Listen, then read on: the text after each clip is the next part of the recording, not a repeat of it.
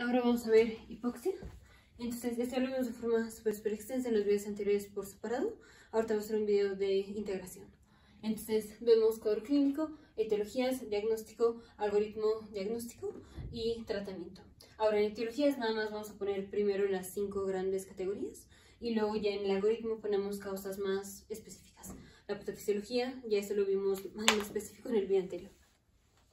Entonces, cuadro clínico va a ser, el paciente va a tener disnea, vamos a tener una disminución de la saturación de oxígeno, podemos tener taquipnea y o taquicardia, podemos tener sibilancias y esto puede llevar a dolor pleurítico por la tos y en el peor de los casos podemos tener estado mental alterado.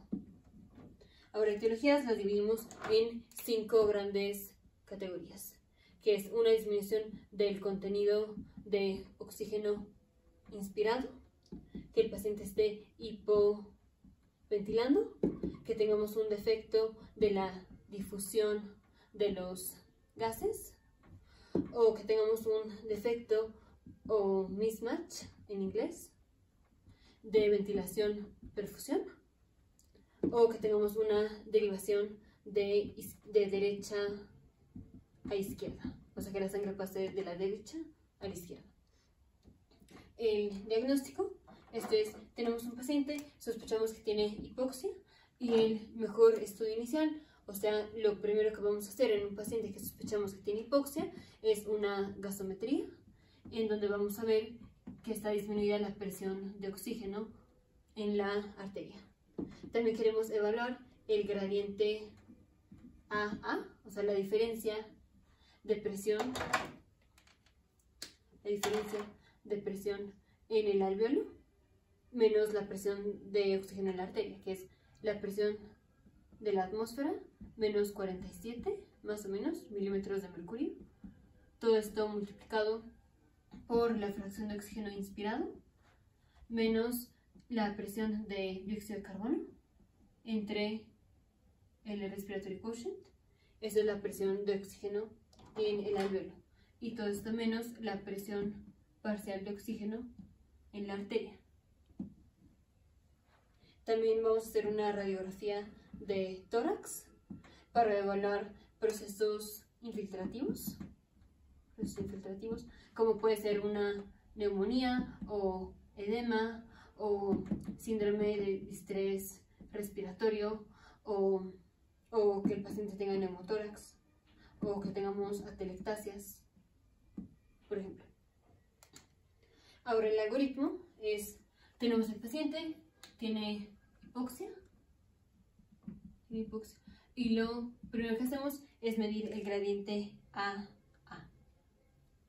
Entonces, gradiente AA. Y queremos ver si el gradiente AA está elevado. Esa es la pregunta. ¿El gradiente AA está elevado? Y esto puede ser no, que no esté elevado, o puede estar elevado. Entonces, no elevado o sí elevado. La siguiente pregunta, si el gradiente AA no está elevado, es si tenemos un aumento de la presión de dióxido de carbono. Y esto puede ser no o puede ser sí. Si la presión de dióxido de carbono está aumentada, entonces el paciente tiene una disminución, perdón, si el dióxido de carbono no está aumentado, el paciente tiene una disminución de la inspiración de contenido de oxígeno. Si el dióxido de carbono está aumentado, tiene hipoventilación. Si el gradiente AA está elevado, la siguiente pregunta es si la hipoxia mejora al dar suplemento de oxígeno.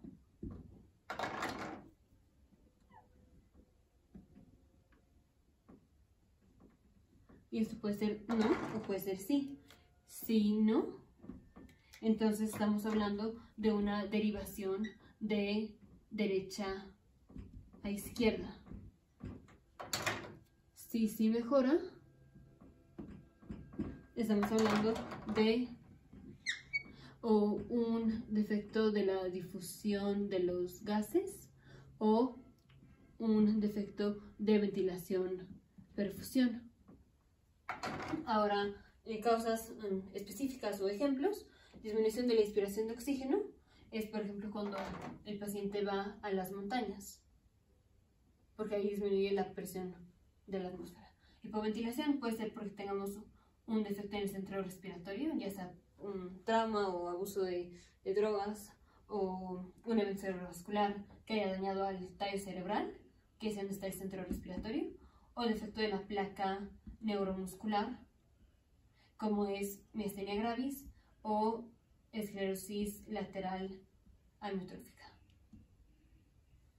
Derivación de derecha a izquierda: en el caso de que la hipoxia no mejore con el suplemento de oxígeno y que tengamos aumento de gradiente AA, puede ser una comunicación intracardíaca, como es el caso de comunicación interventricular o interauricular, pero también puede ser una comunicación o una derivación interpulmonar, que es que sangre de la arteria pulmonar, en lugar de pasar de arteria pulmonar a capilares pulmonares y de allí a venas pulmonares, pasa directamente de la arteria pulmonar a la vena pulmonar.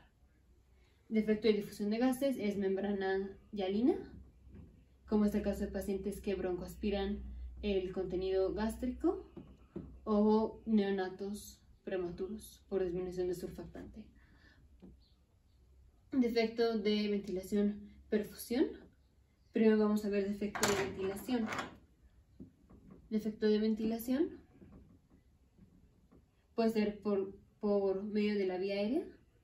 Lo voy a poner más abajo. Defecto de ventilación puede ser que la vía aérea esté afectada, y no estamos hablando de asma o EPOC. Podemos tener enfermedades intersticiales fibróticas del pulmón, enfermedades intersticiales del pulmón. Podemos tener patología alveolar, como es edema alveolar o atelectasia, o neumonía, por ejemplo. O podemos tener un defecto de la perfusión, que es defectos vasculares, principalmente una embolia pulmonar, defectos vasculares de la arteria pulmonar. Entonces, estos son defectos ventilación-perfusión, que los dividimos en defectos de ventilación y defectos de perfusión. Ahora, tratamiento.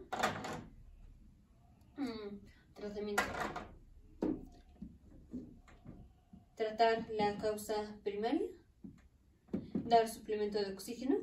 Ahora, no a todos los pacientes les va a mejorar el suplemento de oxígeno, ya vimos que solo en estos casos.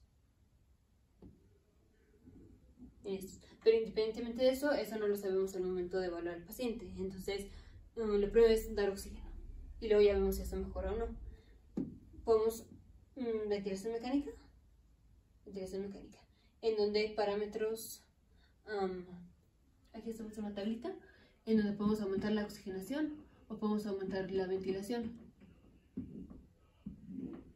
La oxigenación aumenta si aumentamos la fracción de oxígeno inspirado o si aumentamos la presión positiva al final de la expiración. Y la ventilación aumenta si aumentamos la frecuencia respiratoria o si aumentamos el volumen corriente o el tidal volume. Entonces, ventilación mecánica, ajustando estos parámetros para que aumente la oxigenación o la ventilación. Y si es el caso de que el paciente viene con hipercarbia, o sea, con aumento de la presión de dióxido de carbono, entonces queremos tratar de que el paciente elimine el dióxido de carbono. Y esto lo hacemos al aumentar la frecuencia respiratoria o al aumentar el volumen corriente.